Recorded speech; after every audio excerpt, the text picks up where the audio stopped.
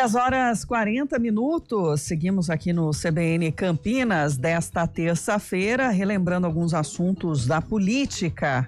Mesmo sem prazo concreto para construção, a Câmara Municipal de Campinas discutiu ontem a questão do Hospital Metropolitano para desafogar a saúde aqui em Campinas. O Lucas Neri traz os detalhes desse debate. Campinas, como principal cidade da região metropolitana, concentra uma grande estrutura de hospitais e especialidades médicas. Isso atrai pacientes de municípios vizinhos, sobrecarregando a rede municipal de saúde e gerando atendimentos muito além da capacidade prevista. Para o secretário de Saúde de Campinas, Lair Zambon, a falta de apoio do governo estadual agrava ainda mais a situação. Claramente, eu já falei aqui, eu acho que o Estado tirou muito o pé da região. Campinas assumiu muito os problemas de saúde da região. Isso é uma coisa, o SUS é universal e assim por diante, mas de qualquer maneira o município está esgotado do ponto de vista financeiro, né?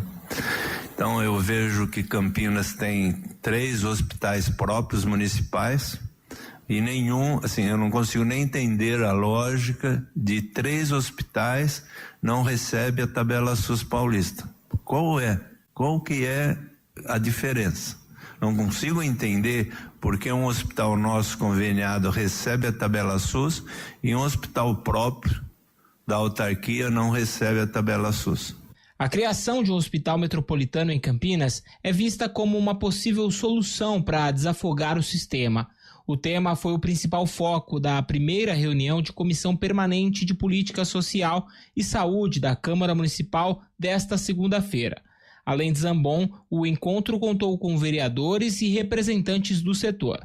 O vereador Paulo Haddad, do PSD, presidente da comissão, defende que o hospital ajudaria a redistribuir o fluxo de pacientes da região e teria a operação de custos divididos entre governo federal, a Secretaria Estadual de Saúde e os municípios.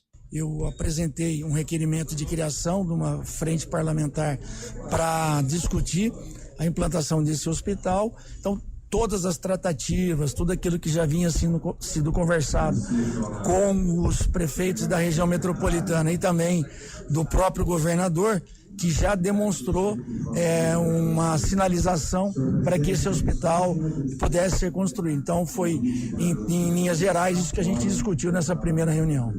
O município hoje arca com 78% daquilo que é gasto em saúde, 2% do governo estadual e 18% do governo federal.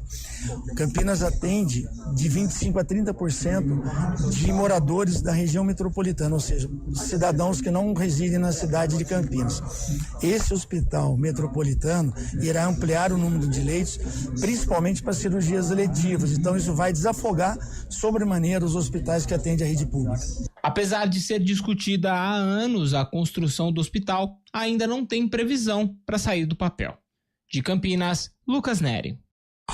CBN, Café com Política. Bruno Silva, cientista político, tomando seu cafezinho enquanto acompanha a notícia aí do Lucas Neri. Bruno, bom dia. Olá, muito bom dia, Sandra, muito bom dia, Felipe Pereira, bom dia a todos os nossos Bom dia, Bruno. Nenhuma novidade em relação à situação, né, da saúde, a necessidade de ter um suporte maior, né, Bruno?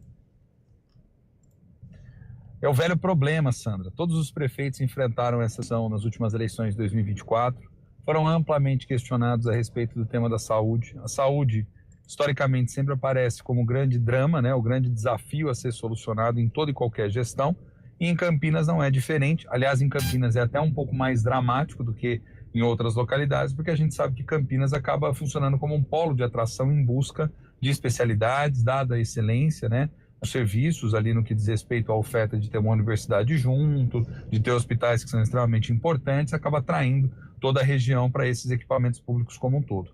Agora, percebe que entra semana, sai semana, nós estamos falando de diferentes problemas associados ao serviço de saúde. Uma hora a gente fala, por exemplo, da questão de falta de médico. Outra hora a gente fala de equipamentos que não estão funcionando como deveriam, como por exemplo a questão do ar-condicionado. Em outro momento a gente comenta sobre atrasos no que diz respeito, por exemplo, a questões de medicamento. Em outro a gente fala das unidades de pronto atendimento. Então parece, muitas das vezes, para o cidadão comum, que a temática da saúde é uma temática que não tem fim. E na prática, para os prefeitos, é algo extremamente problemático mesmo, é difícil mesmo, porque a demanda é muito grande, a quantidade de recursos, mesmo investindo-se um valor cada vez mais alto, porque os municípios têm aumentado, né, vamos dizer assim, o volume de orçamento que vem sendo alocado para a saúde. Ninguém investe o mínimo constitucional é de 15%, ninguém investe o mínimo, porque se investir o mínimo você não consegue nem cobrir direito a situação ali relacionada aos pronto atendimentos, que dirá então especialidades e outras questões que envolvem um nível de recurso um pouco mais alto, né? E há por vezes essas brigas, esse toma daqui, leva dali, no que diz respeito para poder deixar ali as coisas um pouco mais organizadas, né? Cumprimento da tabela SUS paulista, diminuição ali no tempo de espera. Então todo mundo fica tentando tirar coelho das cartolas de alguma forma, né, Sandra? E o que eu acho particularmente que tem faltado cada vez mais, tem faltado uma capacidade anterior, que é uma capacidade um pouco mais forte de conseguir efetivamente realizar um planejamento e estar em linha com as condições reais daquilo que pode ser feito dentro do campo da saúde. Ocorre que eles prometem mundos e fundos, e a dificuldade de fazer com que essas coisas saiam do papel acaba sendo muito grande, e depois, obviamente, todos eles vão ser pressionados, né?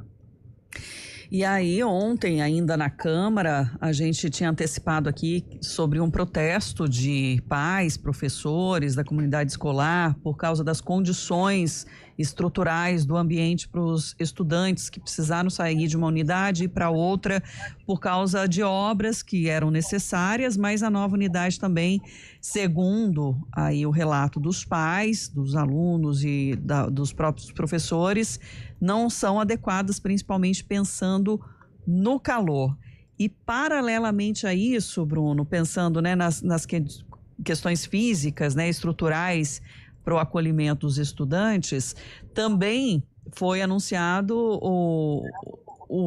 pelo ETCAP, que é uma escola técnica aqui de Campinas, pelo governo do estado, a suspensão das aulas presenciais também porque não tem condições adequadas, não tem ar-condicionado suficiente para refrigeração, né, dos ambientes. E aí isso está, inclusive, se expandindo numa checagem que a nossa produção está fazendo da suspensão das aulas presenciais nas ETECs e até em FATECs aqui da nossa região, não são em todas as unidades, porque o Estado havia comunicado inicialmente que era algo pontual dessa escola, né, que as outras escolas mantinham as aulas presenciais, mas isso já está mudando aqui, viu? O Centro Paula Souza soltou o comunicado orientando as unidades a suspender as aulas presenciais por causa do calor, Bruno. Aqui na região central, ano passado, só para completar essa questão envolvendo as ETEC, pra você ter uma ideia, a ETEC tinha que suspender a aula ou até mesmo mandar embora, despedir os alunos em determinado momento do dia, porque faltava água quando a gente estava naquele ápice da crise hídrica, com todas aquelas queimadas que nós assistimos, né? Mas, às vezes, o drama é um pouco maior também. Por quê? Porque essa onda de calor já foi anunciada e essa tem como a gente resolver, pelo menos, mitigar o problema dela, que é você ter os equipamentos funcionando, o ar-condicionado, uma climatização, né, uma ambientação que torne possível ali a realização das aulas, né? É mais um absurdo, né, Sandra? É mais um absurdo por quê? Porque o Estado acaba adotando, de alguma forma, a saída mais fácil. Qual é a saída mais fácil? Bom, já que está muito quente e eu não posso pressionar as pessoas, então eu peço para que elas não venham na escola, né? Ou seja, é uma atitude que mostra, uma vez mais, a falta de planejamento, a falta de investimento num campo tão importante como é o campo da educação, né? A gente falava há pouco da saúde, a educação também caminha ali para e passo, né? A saúde, ou seja, ela caminha como uma daquelas políticas que mais vai ter que ter investimento, ou seja, custa caro, educação não é um negócio barato, e para você ter as condições adequadas é preciso que você tenha um bom planejamento, fazendo com que esses equipamentos públicos aí estejam de fato bem equipados a ponto de poder receber as pessoas. Agora, o que não dá para naturalizar são coisas que, aqui a gente está falando de um problema, mas para quem frequentou a escola pública, estudei a vida inteira também em escola pública, né, estive em constante contato com esses jovens aí que estudam em escolas técnicas, enfim, a gente sabe, né, que são as famosas aulas de janela, falta de professores especialistas em muitas das matérias. O Tarcísio recentemente, por exemplo, no estado de São Paulo, promoveu mudanças, mudando cargas horárias, fizeram lá atrás a adoção dos novos itinerários do ensino médio de maneira completamente macarrônica, né, sem organizar, sem estruturar esse currículo. Então tem uma série de problemas que vão se acumulando e que vão estourando lá na ponta. Agora, eu acho sempre muito curioso e muito interessante, a solução a ser adotada ela é sempre a mais covarde e a mais fácil. Qual é? mandar as crianças embora, dispensar os jovens, dispensar os adolescentes e dizer, vamos aguardar amanhã, quem sabe amanhã fica um pouco mais fresco, né? Como se a gente vivesse num país em que, de fato, não existe calor, o que é completamente inverídico, né, Felipe e Sandra, né? Basta a gente acompanhar e saber que as temperaturas são elevadas o ano inteiro e aqui ar-condicionado não deve ser item de luxo, deve ser um item que já deve fazer parte do orçamento do Estado, deve ser votado pela Assembleia Legislativa do Estado no momento adequado e depois o repasse já ser feito aí e acompanhamento, obviamente, de todas essas instalações, né? Só esclarecendo então aí em relação ao comunicado, né, do Centro Paula Souza, é que as unidades vão avaliar, cada unidade avalia a sua situação e, dentro da necessidade, suspender as aulas presenciais por causa do calor. Então, seriam as aulas remotas, né, online, até sexta-feira. Saber, né, se até a semana que vem tem carnaval e tudo mais, se eles vão conseguir viabilizar essas melhorias a tempo desse retorno pós-feriadão também, viu, Bruno? O bloco do sem ar, né? É um absurdo, né? O bloco do sem ar, né?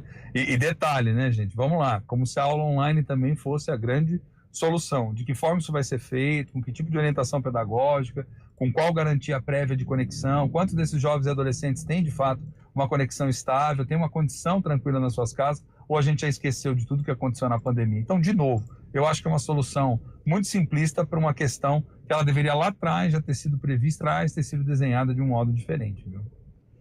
Para a gente completar aqui, Bruno, os vereadores de Campinas aprovaram em definitivo na noite de ontem aquele projeto de lei que garante o fornecimento gratuito de protetores auriculares para crianças com um transtorno do espectro autista na rede municipal de ensino aqui de Campinas. A proposta é de autoria do vereador Marrom Cunha, do MDB, agora segue para a ascensão do prefeito para realmente se tornar uma lei municipal.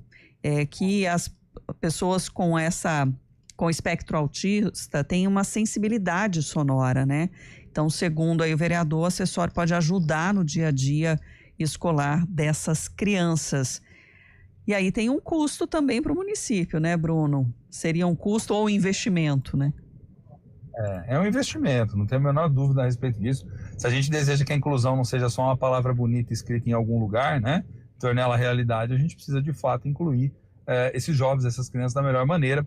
Eu, por exemplo, também ministro aulas para vários alunos que são autistas, alguns inclusive com hipersensibilidade, e sei o quanto isso faz a diferença no dia a dia ali na sala de aula, até para poder permitir que se concentre um pouco mais, tenha um pouco mais de tranquilidade ali na hora de poder realizar as atividades como um todo. Qual é o problema, né, a despeito da importância dessa questão como um todo e dessa dimensão da inclusão? Qual é o problema, Sandra? De novo, quem garante que o Dário não vai olhar para isso e vai dizer, gente, em que pese o louvável esforço por parte do Poder Legislativo, esse é um tipo de matéria que tem que ser originada no Poder Executivo. Então, a minha aposta é que o projeto será vetado de algum modo aí por conta justamente dessa dimensão do custo, salvo se algum tipo de negociação foi feita já no bastidor e o prefeito depois tende a mostrar que é possível, é viável, que tem mais orçamentária para isso poder dar certo.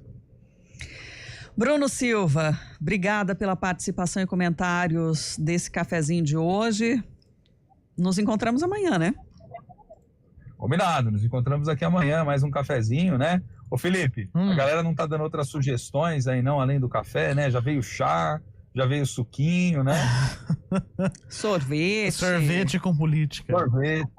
Sorvete com política, né? Só não pode ser pizza, né, gente? Ninguém mais aguenta. Pizza já tem de monte, né? Pizza já tem de monte. Eu falei, ninguém mais aguenta pizza terminando em pizza, né? Um taco mexicano com política. Ou uma água, já é suficiente. Eu acho que a água é o que tá tendo mesmo, viu? A água que tá tendo, né? Se não acabar por causa desse calorão. Enfim, vamos lá, gente. Enfim. Um abraço a todos nós. Valeu, Bruno. Até amanhã. Só antes da gente sair para o intervalo, obrigada, Bruno, trazendo aqui a participação também dos nossos ouvintes em relação à interrupção das aulas. O Sérgio comenta aqui que a filha dele estuda na ETEC de Nova Odessa e está em casa até a volta do carnaval, já a partir de hoje mesmo. E aí, a exemplo